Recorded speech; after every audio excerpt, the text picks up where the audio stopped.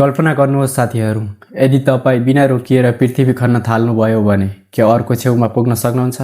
सन् 1970मा सोभियतसँग युएसएसआरले यही प्रयास गरे।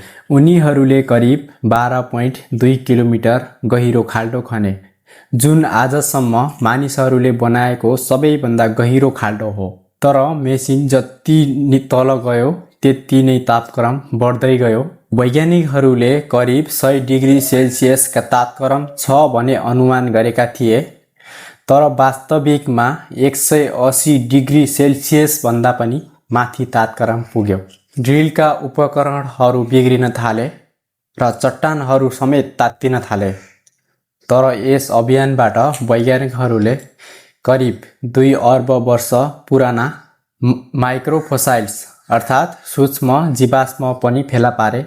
संसारभरका सबै वैज्ञानिकहरू अचम्ममा परे। साथीहरू, सबैभन्दा रोचक कुरा के छ भने 12.2 किलोमिटर गहिरो खाल्डो पृथ्वीको केन्द्रसम्म पुग्ने दूरीको 0.002% माझ हो। अर्थात् हामी मानिसहरू अन्तरिक्षमा त पुग्यौँ, तर आफ्नै पृथ्वीभित्रको ठुलो रहस्य अहिलेसम्म लुकेको छ।